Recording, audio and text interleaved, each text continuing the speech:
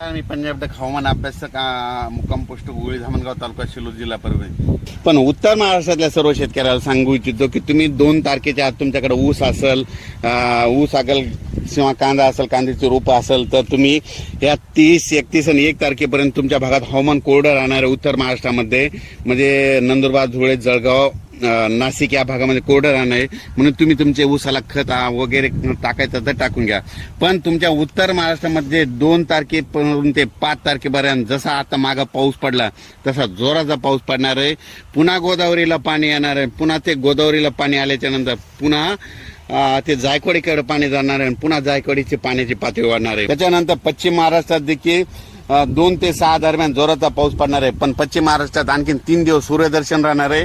तुरळक ठिकाणी सरी येतील म्हणून हे देखील लक्षात द्यायचं. त्याच्यानंतर सातारा, सांगली, कोल्हापूर, सोलापूर, पुणे, कोकणपट्टी म्हणजे 2 ते 6 दरम्यान जोराचा पाऊस राहणार आहे. म्हणजे हे पूर परिस्थितीचा पाऊस एवढा नाही राहणार म्हणून त्या शेतकऱ्यांनी हे देखील लक्षात घ्यायचं. पण राज्यात सांगायचं झालं तर आता म्हणजे राज्यात आता 2 ते 6 म्हणजे रविवारपासून मुसळधार पाऊस कोणत्या जिल्ह्यात पडणार आहे म्हणून हे सगळ्यांनी लक्षात घ्यावं. आणि आपण आपली काळजी घ्यावी. पुलाच्या फरशीवर पाणी आल्यास पुढे जाऊ नका, आगोरी इजा करू नका हे देखील सांगतो. आणि मुसळधार पाऊस तुम्हाला एक सांगू इच्छितो तर सगळ्यात जास्त म्हणजे 2 ते 6 दरम्यान तेलंगणामध्ये जास्त पडणार आहे, आंध्र प्रदेशमध्ये पडणार आहे. तेलंगणा आणि आंध्र प्रदेशमध्ये मुसळधार पाऊस पडणार आहे तर तिकडं कांद्याचं नुकसान झालं तर मराठवाड्यातल्या शेतकऱ्याचा कांद्याचा भाव वाढतो. हे निसर्गाचं गणित आहे म्हणून हे देखील सगळ्यांनी लक्षात घ्यायचं.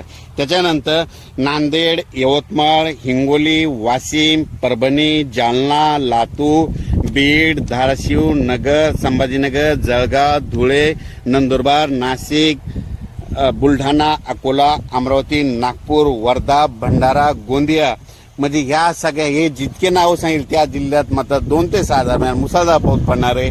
ओढे नाले वाहणारा पाऊस पडणार आहे. स्वतःची काळजी घ्यावी. विजा चमकत असताना झाडाखाली थांबू नये म्हणून हे देखील सांगतो.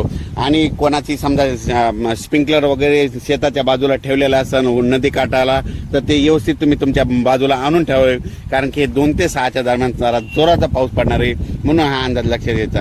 आणि राज्यात मी मागच्या वेळेस सांगितलं होतं राज्यामध्ये सप्टेंबरमध्ये जास्त पाऊस पडणार आहे, ऑक्टोबरमध्ये त्याच्यापेक्षा जास्त पडणार आहे आणि 5 नोव्हेंबरला थंडी येणार आहे म्हणून ही आत्ता सगळ्या शेतकऱ्यांना अंदाज लक्षात घ्यायचा. परत अचानक वातावरणात बदल झाला तर परत एक मेसेज दिला जाईल. लगेच 2-2 दिवसाला प्रत्येक 2 दिवसाला अपडेट दिले जाईल जोपर्यंत पाऊस आहे म्हणून हे देखील लक्षात येतं. पण राज्यात सांगू इच्छितो या 3 दिवसात थोडं काही भाग ऊन म्हणजे कडक सूर्यदर्शन होऊन दुपारच्या नंतर तुरळक ठिकाणी तुम्हाला आजूबाजूच्या परिसरात 10-20 किलोमीटरच्या अंतरानं पाऊस पडलेला दिसेल म्हणून हे लक्षात येतं. पण म्हणजे राज्यात सर्वत्र सांगायचं झालं तर सर्व दूर सांगायचं झालं तर 2 ते 6 दरम्यान राज्यात जोराचा पाऊस पडणार आहे म्हणून हे अंदाज लक्षात यायचा. गुजरातचे जर कोणी नातेवाईक असेल तर त्यांना देखील सांगा की तुमच्या गुजरातमध्ये देखील 2 ते 6 दरम्यान तुमच्याकडे जोरात पाऊस पडणार आहे. मध्य प्रदेशला कोणी तुमचे नातेवाईक असेल तर मध्य प्रदेशमध्ये तर खूपच मुसळधार पाऊस पडणार, अतिवृष्टी होणार आहे म्हणून हे अंदाज लक्षात यायचा. राजस्थानला देखील खूप पाऊस पडणार आहे म्हणून हे देखील लक्षात घ्यायचं.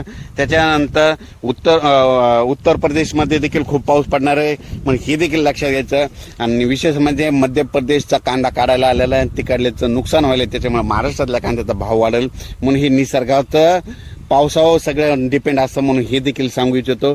अचानक वातावरणात बदल झाला तर परत एक मेसेज दिला जाईल. धन्यवाद.